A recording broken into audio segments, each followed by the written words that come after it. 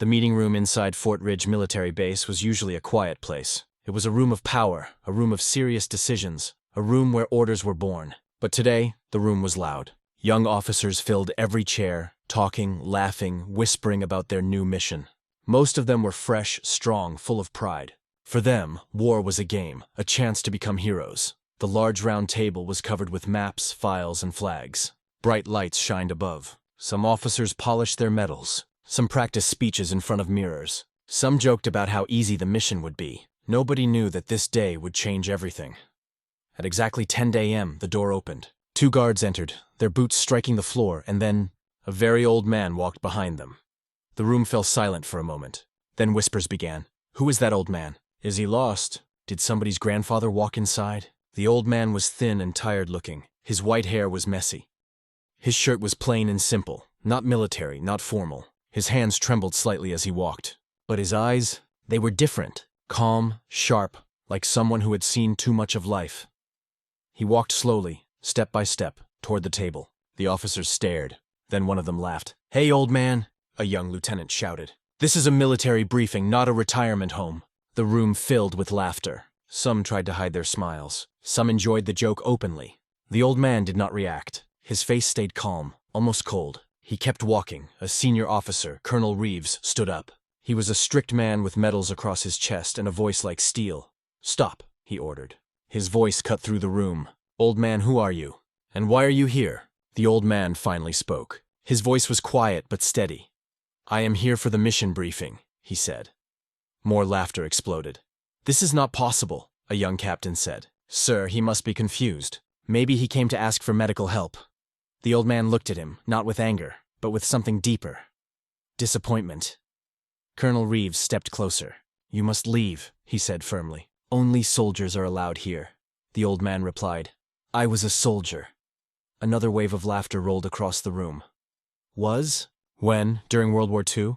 A soldier joked. Someone added, "Maybe he fought with swords and horses." The old man's eyes moved slowly across the room. He wasn't angry. He wasn't scared. He simply waited for them to finish. Colonel Reeves took a deep breath. "If you are a soldier, then tell us your identification. Tell us your call sign." The room became quiet. Even the ones who laughed stopped smiling. For soldiers, a call sign is no joke. A call sign is identity. A call sign is honor. The old man lifted his head. His voice was soft, but every person heard it clearly. "My call sign," he said, "was Phoenix 1.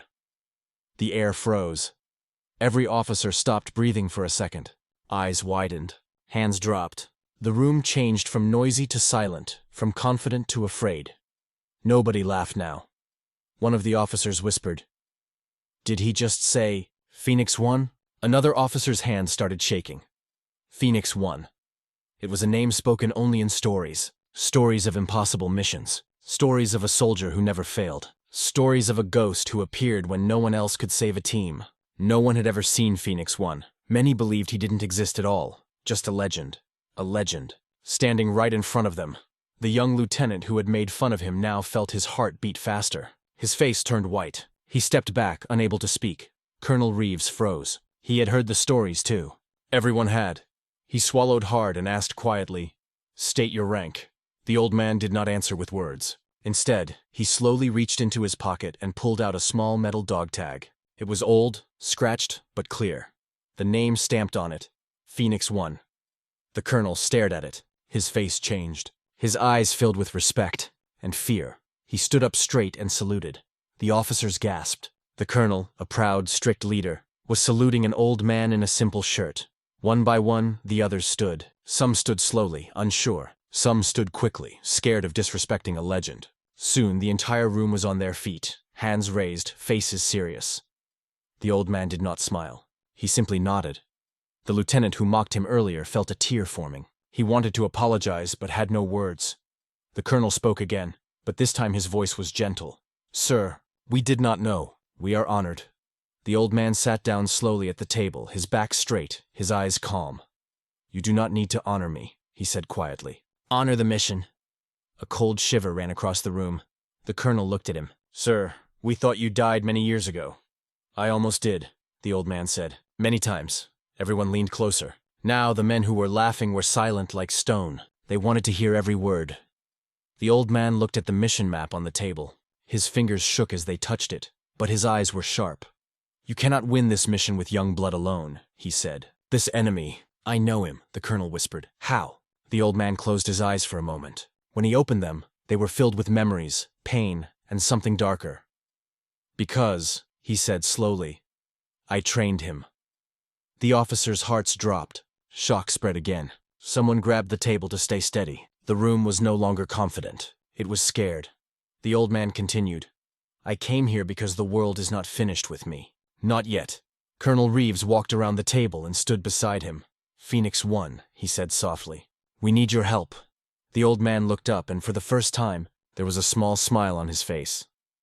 "If you follow my orders," he said, "you might survive." The young lieutenant finally found his voice. "Sir, why did you return after all these years?" The old man looked at him with cold, tired eyes. "Because," he said, "a soldier never walks away when his country is in danger." Silence again. Heavy, powerful silence. In that moment, he was not just an old man. He was a legend sitting in a simple shirt. A ghost who came back for one final mission. Every officer in the room understood one thing. The arrival of this old man was not the end of the story. It was just the beginning. The room stayed silent long after the old man finished speaking. No one moved. No one coughed. No one even blinked. Every officer knew something heavy had just entered their lives. A few minutes earlier, they were laughing. Now they sat straight, scared, and full of respect.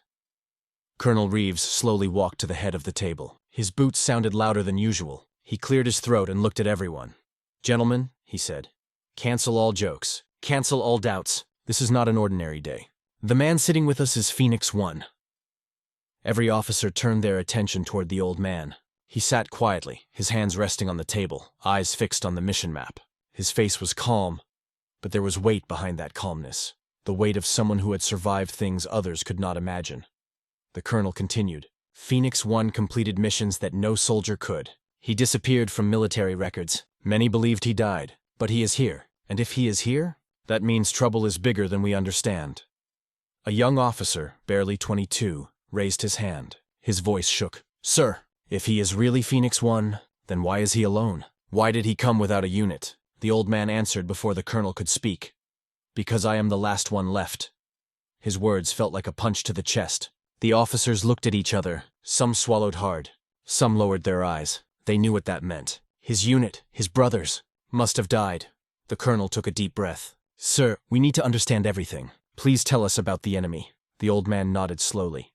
He pulled the map closer. His fingers traced the lines, the borders, the red circles drawn by the officers earlier. "Young men," he said.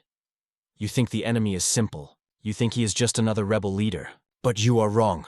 The officers leaned forward. "The man you are hunting was once my student." Gasps filled the room. The lieutenant who mocked him earlier finally spoke. "Sir, how is that possible?" The old man kept his eyes on the map. He did not look at the lieutenant, but his voice answered clearly. "Years ago, I trained an elite special forces group, the best of the best. We taught them how to think like shadows, how to move through darkness, how to win without being seen." The colonel asked, "And this enemy was part of that group?" "Yes," the old man replied. "He was my brightest. I taught him everything I knew. But he did something no soldier must ever do. He broke his oath. He left the army. He went rogue." One officer whispered, "Sir, what is his name?" The old man shook his head. "His name does not matter anymore. The world calls him Viper." The room reacted instantly. Some officers stood. Some stepped back. Everyone knew the name. Viper was responsible for attacks, kidnappings, and operations that no one could stop. He was a ghost in the night, a shadow in the wind. "You are chasing him," the old man said. "But you will fail, because he knows your moves before you make them. He trained under me." The colonel looked serious. "Sir, can we defeat him?" "Yes," Phoenix 1 said, "but not with your plans." He pointed at the mission board. Red marks circled villages, mountains, and old routes. "This map is wrong," he said. "You are searching here, but Viper is already gone." A captain raised his voice nervously. "Sir, how do you know?" The old man looked at him with cold eyes. "Because I taught him to never stay where the army expects. He moves like a snake. Quiet, fast, unpredictable." The officers listened like students listening to a teacher they feared. "But there is something else," the old man continued. "Teacher they feared. But there is something else," the old man continued.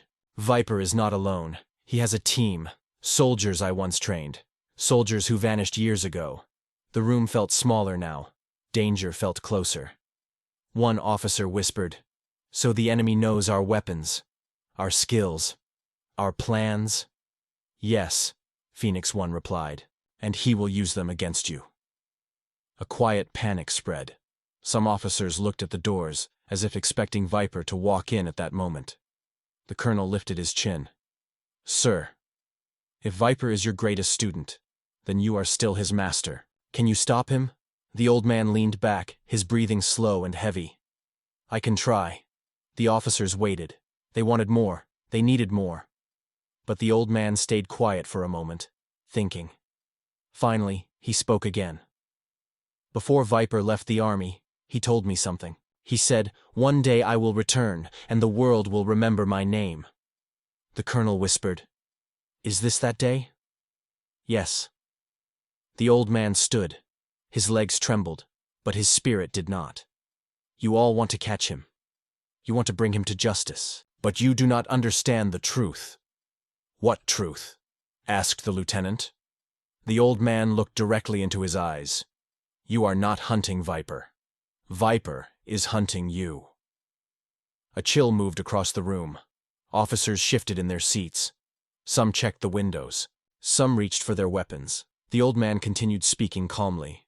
"He knows everything about this base, the plans, the weapons, the guards. He trained here long before you knew his name." The colonel stopped breathing for a moment. "Sir, you think he will attack us?" "He will," the old man said. "He has already started." The officers looked around in shock, expecting alarms or gunshots. But nothing happened. The base was quiet outside. "How has he started?" the colonel asked. The old man pointed to the briefing files on the table. "You are following false information. Viper has been feeding you lies. He wants you to move your soldiers to the wrong place. When the base is weak, he will strike." Some officers jumped to their feet. "We must call command." But the old man raised his hand. "No. If you send a message now, Viper will hear it. He taps every communication line." A wave of helplessness washed over the room. They were soldiers, but suddenly they felt blind. "So what do we do?" the colonel asked. The old man put one hand on the table, steadying himself. "You will follow my plan." The colonel nodded. He trusted the old man now more than anyone. The old man continued, "First, you must shut down all communication. No calls, no radios, only face-to-face messages." The officers wrote quickly. "Second, no one leaves the base. No one enters. Until I say. Third," he looked around the room slowly, "there is a traitor inside this base." The officers froze again. Heartbeats grew louder. A traitor. One of them, in the same room. The colonel whispered, "Do you know who it is?" "Yes," the old man said. "But I will not speak yet." Every officer now looked at each other with suspicion. Eyes narrowed. Hands tightened. Silence grew. The old man slowly sat again. "You think I came here alone," he said. "But I came because I already know Viper's plan." The colonel asked, "Sir, what is his plan?" The old man looked up. "He wants to destroy the base from inside. And he is closer than you think." The room felt colder. Fear spread like smoke. Every officer now understood something. This old man was not just a visitor. He was the only reason they were still alive. And the battle had already begun. Fear sat in every corner of the meeting room. The officers looked at each other with wide eyes. Moments ago, they thought they were strong. Now they felt like children standing in the dark with a monster near them. A traitor inside the base meant danger without warning. Danger wearing a friendly face. Danger sitting in the same room. Colonel Reeves's voice cracked slightly, but he tried to sound strong. "Phoenix One, if there is a traitor, we must arrest him at once." The old man shook his head slowly. "No. If you try now, he will escape. And if he escapes, Viper will know that we discovered his plan." The colonel nodded. He understood. The officers did too. If the traitor realized he was exposed, he would run. Maybe send a signal, maybe plant a bomb, maybe kill someone. Nobody could risk that. The old man pushed the map aside and said, "We must move silent, like ghosts. Only then we can survive." A captain asked softly, "Sir, how do we find the traitor?" Phoenix One's eyes narrowed. "The traitor will reveal himself. We will force him to panic." The officers listened carefully. "We will pretend that we are still blind. We will continue fake mission planning. We will let him believe we are fooled." The colonel smiled slightly. "A trap." "Yes," the old man replied. "A silent trap." For the first time since his arrival, the officers saw something different in the old man's face. A spark. Not of fear, but of strategy. The spark of a commander who had played this game many times before. The old man continued speaking. "First order. Lock the base quietly. No alarms, no announcements. All gates stay shut, but the guards must act normal." He pointed to a few officers. "You three will go out of this room in exactly 5 minutes. Not all together. One by one. Walk calmly to the guard post. Whisper new orders only to the head guards. No one else must know." They wrote the instructions down. Not loud, not fast, controlled. The colonel asked, "And communication lines? Should we shut them now?" "No," Phoenix One said. "If the lines go silent suddenly, the traitor will notice. We will shut them later." A young lieutenant raised his hand. "Sir, how will we talk to each other then?" "We will talk with paper," the old man said. "No phones, no radios, no signals, just paper and trusted hands." Some officers realized how serious this was. Others still tried to understand the depth of the danger. Then something unusual happened. The old man suddenly closed his eyes. His breathing became slow. His hands trembled slightly. He was getting tired. He had not eaten. He had traveled alone. His body was old, even if his spirit was sharp. The colonel stepped forward. "Sir, you should rest." Phoenix One shook his head. "No rest. Not while Viper is moving." But his voice was weaker now. For a moment, the room softened. They saw, not just a legend, not just a hero, but a tired old man carrying the weight of many dead soldiers on his shoulders. One of the junior officers gently placed a glass of water near him. "Sir, please, just drink." The old man hesitated, then nodded. His hand shook as he lifted the glass. The officers watched silently, and for a second, the room felt human again.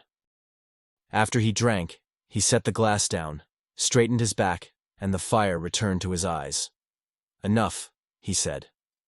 "We continue." He turned toward the colonel. "Second order. Move all weapons to the underground vault. Only senior officers should know." Colonel Reeves frowned. "Why hide the weapons, sir?" "Because," Phoenix One answered, "when a traitor panics, he will need weapons. If he finds none, he will make a mistake." A few officers nodded in agreement. The old man continued. "Third order. Change guard positions every 30 minutes. Never let one man stay in the same area too long. This will confuse the traitor's plans." The lieutenant asked quietly, "And what about Viper? If he comes?" Phoenix One looked at him without blinking. "If Viper comes, he will not attack the gates. He will walk inside." The officers looked confused. "How?" someone asked. The old man tapped the table with his finger. "Because Viper does not need doors. He creates doors. A hole in a wall, a hidden passage, a blind corner. He will come where no one is looking." Silence followed. They realized how different this enemy was. The old man stood up again, slowly. Every officer watched closely, like students waiting for the next line of a sacred book. "Now," Phoenix One said. "Everyone listen carefully." He walked to the window, dragging his footsteps. Outside, the sky was gray. Clouds hung low. The military trucks sat quietly. Soldiers walked in routine. Everything looked normal. But it wasn't normal anymore. "He is watching," the old man whispered. "Maybe from a hill. Maybe from a rooftop. Maybe from inside the base." The colonel stepped beside him. "Sir, how do we prepare the soldiers without alerting the traitor?" Phoenix One turned around. "You will tell them a lie." Everyone blinked. "A lie?" the colonel repeated. "Yes. Tell them that the mission has been delayed for weather problems, that they must stay inside the base for safety. No one will question it. Soldiers trust orders. The colonel nodded. It was smart, simple, quiet. A major asked, "Sir, how will we find Viper's next move?" The old man slowly walked back to the table. "Viper will send a signal to his men. The traitor will try to help him. When that happens, we catch them both." Now the officers understood the plan. They were not waiting for the enemy. They were guiding him like hunters guide a wild animal into a trap. But something still felt wrong. Something heavy, something hidden. The lieutenant who mocked the old man earlier could not stop thinking. His guilt was heavy. He finally spoke. "Sir, why did you come alone? If Viper is so dangerous, why fight him with just us?" The old man's answer touched every heart in the room. "Because all of my brothers are gone," he said softly, "and someone has to stop him." His voice cracked. His eyes turned wet, but no tear fell. Phoenix One was the kind of man who had cried long ago and had no tears left. The room stayed silent for a long time. Then Colonel Reeves put his hand on the old man's shoulder. "Sir," he said, "you are not alone anymore." The old man looked around the room. For the first time, he did not see children. He saw soldiers. He nodded once. "Then listen to my last order for now." Everyone leaned in.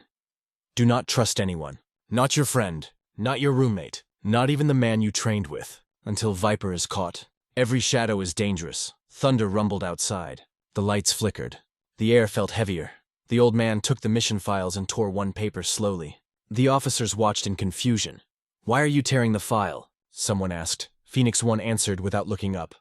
"Because the traitor is in this room. And if he sees the real plan, we all die." A chill crawled across every spine. Eyes searched faces. Breathing changed. The colonel whispered, "Sir, who is it?" The old man raised his head. "I will not say the name. Not yet. I must be sure." He walked toward the door.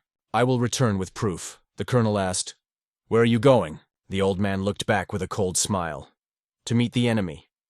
And then he stepped out, alone. The door closed behind him. Inside the room, every officer stood frozen, knowing one terrible truth. The war had already started.